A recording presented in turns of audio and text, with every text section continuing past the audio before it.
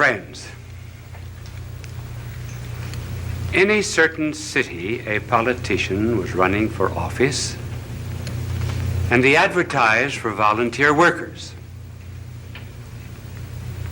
There were so many young women appeared for the job as volunteers that there was a near riot. Were they interested in politics? No. The first question they asked was, how many men have appeared? They were part of the lonely young women of this great city. And then I know of an old woman who stays up every night until 12 o'clock to hear the announcer say, "We are now signing off. Good night, and have a good sleep." That relieves her of her loneliness. There was really and truly, a woman wrote to me and told me that my program was the only one to which her cat ever listened. So our subject tonight has to do, to some extent, with loneliness. It affects all ages. Children are lonely. 5 million of them belong to divorced parents in this country. Boys get lonely. That's why they join gangs, because they get power which they do not individually have. Young girls are lonely when they get a pimple on the nose. Older girls are more lonely still when the boy treats them as a glass, throws the glass aside after he has taken the drink. They find then that they're just a replaceable part in the great erotic IBM machine. Their loneliness increases. Then there's the loneliness of leadership,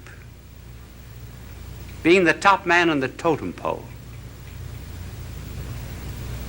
There's the loneliness of being at the bottom of the totem pole, because you're just one of the masses. You're apt to lose your personality. The loneliness sometimes of marriage, where all the jokes have been told. There's no new event to narrate. And it's the terrible solitude of being alone together. And then even when it does remain fine and noble and rich, even in moments of greatest unity, there is a feeling of apartness after such an ecstasy. One hopes to completely submerge oneself, and yet one finds oneself back again. The hypochondriacs, of course, are lonely. And so we were asked to talk on this program about this subject of loneliness. And I'm going to give, after these facts, which we have just narrated, I'm going to give first the causes, and then I'm going to suggest some remedies. Now, I didn't know whether to use the blackboard or not. My angel is here, and I cannot think of any diagram that I could use. Just write causes on the board. So I'm afraid I will not be able to use my angel, but just before I came on the program, he wanted to know if I would play a game of golf with him tomorrow. And I told him that I was not old enough for golf because I play tennis twice a week. When I get old, I am going to play golf, and I'm going to have a wagon, too, to take me around from hole to hole. But he was telling me that the other day he was playing golf, and he drove off 225-yard hole it was, and the ball went right into the cup. And he looked up to heaven and he said, "Dear Lord, let me do this by myself." He's not a lonely angel, as you see.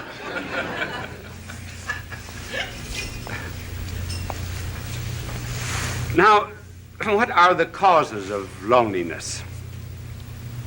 Well, one of the causes of loneliness has to do, first of all, with the lonely people themselves. And another reason why they are lonely is because of people who are not lonely. First of all, on account of the lonely themselves. They want to be loved too much. They want to love, to be loved. Now, there's nothing wrong about wanting to be loved, because we're all Stradivarius violins without bows. I didn't mean that pun. We are one of the difficulties of an unprepared, unscripted play. And we're cups without saucers. We are to be complimented. But the deep loneliness of which we are speaking comes from an excessive desire to be loved. The more I want to be loved,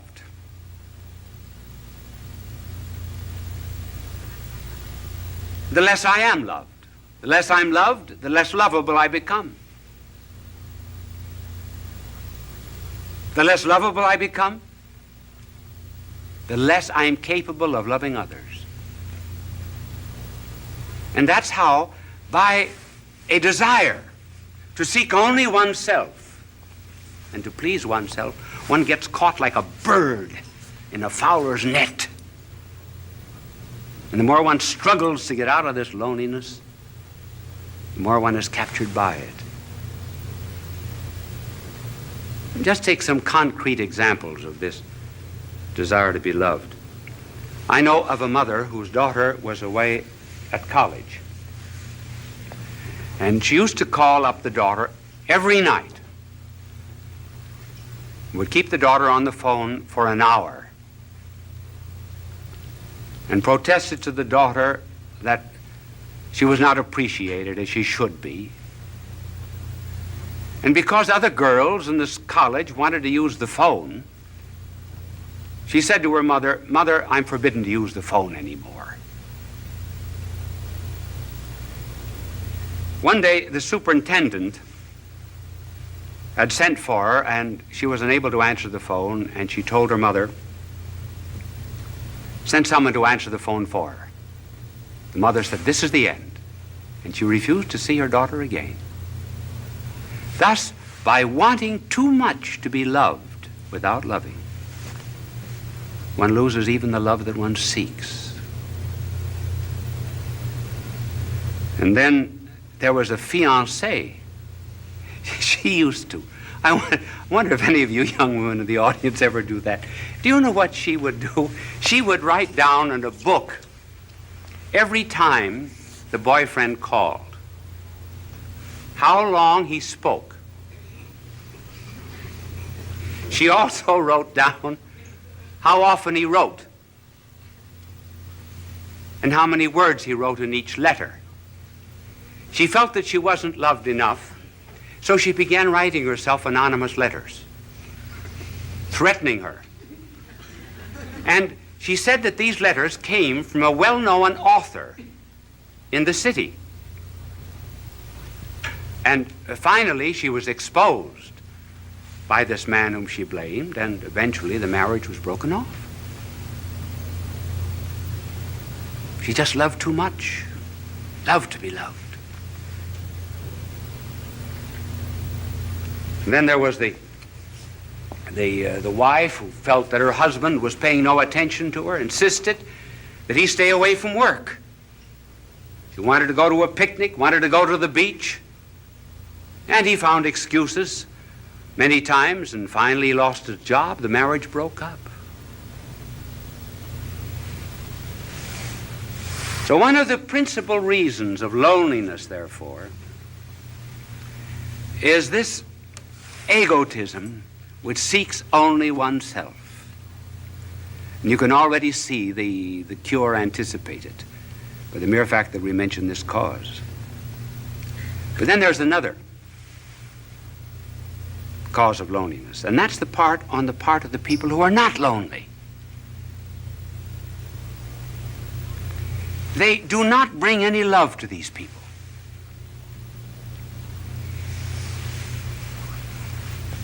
Do you know what we should do? We should really concentrate a great deal on certain types of people. We should concentrate on the unfortunate, on the poor, on the socially disinherited, on the unloved, particularly the unloved, and on the ugly.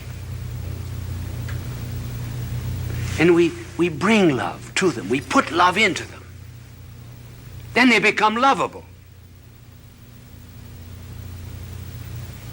Now, for example, you are very lovable to God. Did you know that? You say, well, what is there in me to love? Nothing. But he put his love into you. That's why you're lovable. And that's what we have to do with other people. And so the loneliness of these people is increased also because the rest of us will not listen to them. Listening is a therapeutic.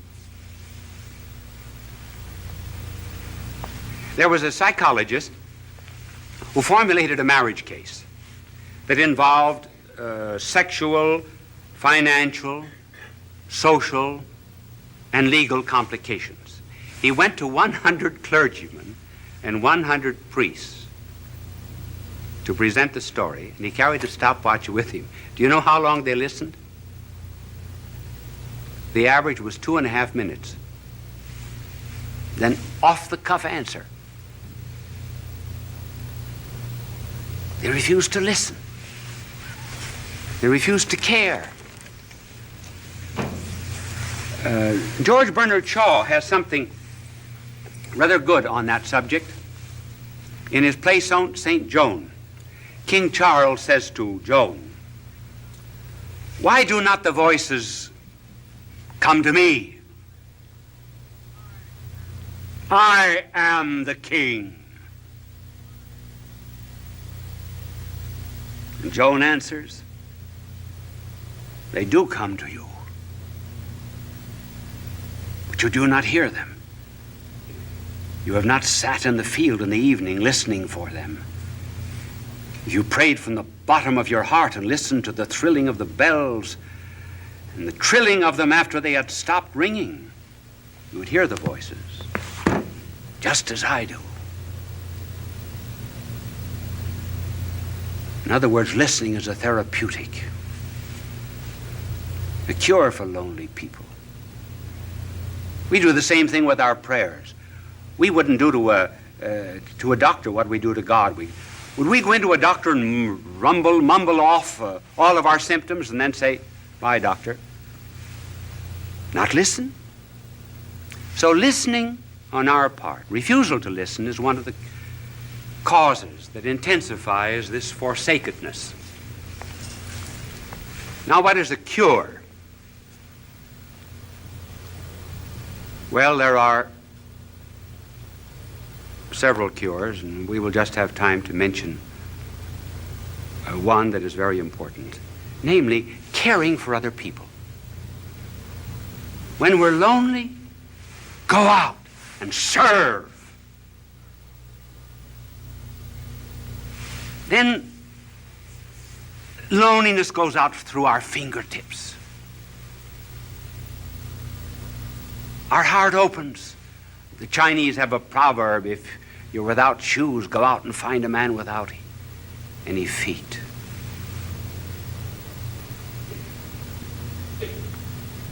Caring for others. I remember when I first went to Europe to study,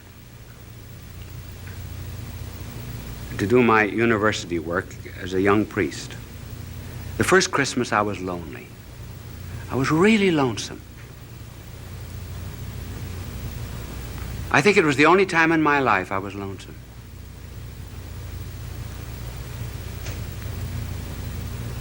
What would I do? So I went to someone in the city of Louvain and asked for a list of the worthy poor, and I went to this particular alley. It was the wrong address, actually. I got into Rat Alley. And when the door opened, there, earthen floor, was a blind father at a stove. 10 children barefooted around the stove. A ladder leading up to the second floor. One bed upstairs, bed downstairs. The children slept crosswise. I asked the family what they had. This was Christmas Eve, what they had for dinner, and she opened a bag of straw.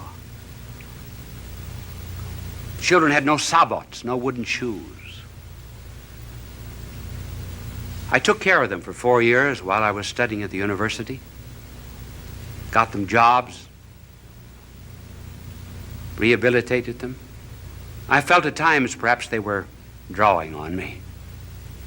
But do you know that the day that I went up for my examination as a professor at that university, as I went in at 9 o'clock to face 200 professors, I saw the whole family coming down the street. I asked them where they had been, and they said, for the last 2 days, we've been at a shrine praying for you that you would pass the examination. We walked all the way back. I was never lonesome again. That's the cure. Helping the neighbor. But here's something to remember, too. We think we should not be lonely. In this age of psychiatry, there are 2 or 3 conclusions that our world has drawn which are false. One is that we should never have a tension. Certainly we have tensions. We must have them. We've got body and spirit, and they go in opposite directions. They have 2 different landing fields. Certain tensions are normal. If we didn't have them, we would be abnormal. And then we're lonesome. Sure. There's a metaphysical loneliness. Perfection is not here. This is not our home.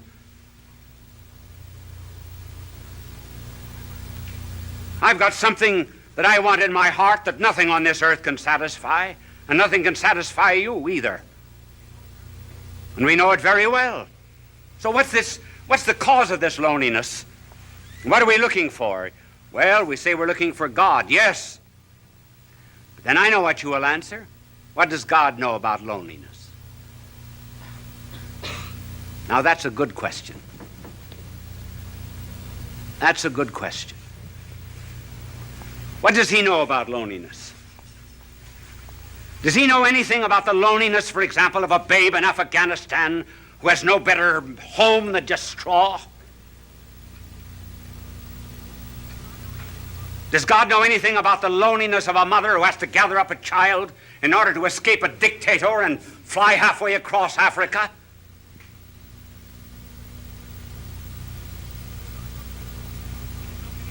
Does God know anything about the loneliness of a man that's born on the wrong side of the tracks? Who's isolated socially from people simply because his hands are calloused with common labor and is denied decent society? Sure, does God know anything about that kind of loneliness, for example, in which one is expelled from a city, disowned by one's own people? Does he know anything about the loneliness of being deserted by friends? Does he even know anything about the loneliness of feeling doubts? Doubts even about religion, doubts even which one cries out, "Why hast thou abandoned me?" Does God know anything about these things? Yes, those are good questions.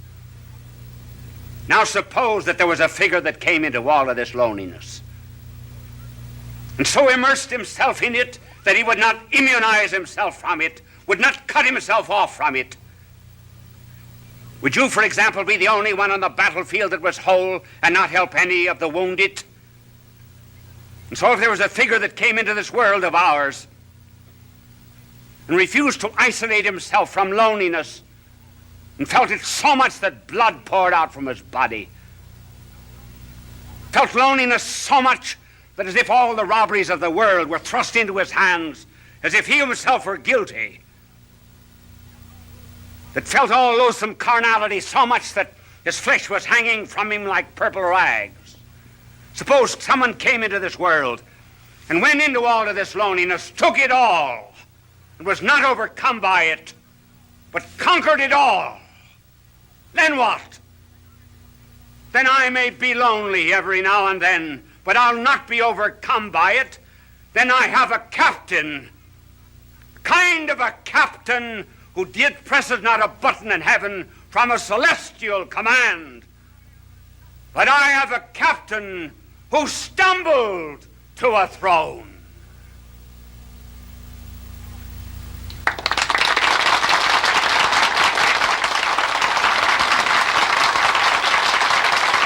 Bishop Sheen will return in a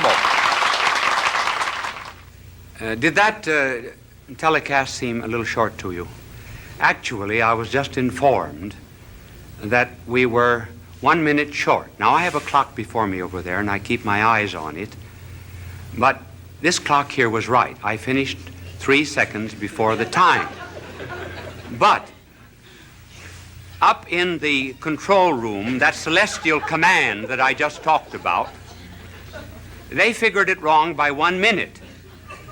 So they asked me if I could, instead of coming out for a very brief closing, come on and talk to you for 1.5 minutes. Now, you are put to the test.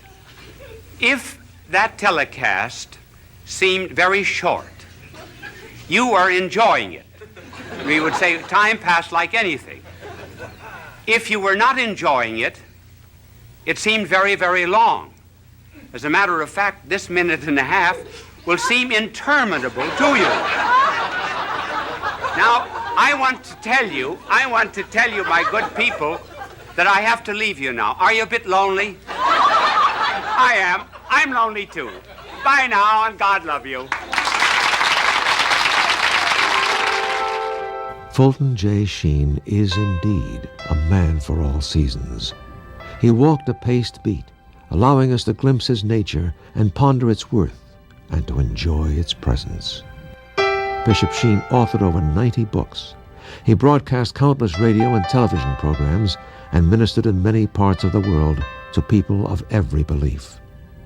As he said many times, it is not a unity of religion we plead for, but a unity of religious people. We may not be able to meet in the same pew, but we can meet on our knees. The bishop wrote 94 books, recorded countless radio shows, and appeared on hundreds of network and syndicated television programs. His legacy is... And when they finally came up to the front row, where I could see them very well, I leaned over and I said to one of them, I said, "What's the idea of taking up a collection during this lecture?" He said, "To get better speakers for next year."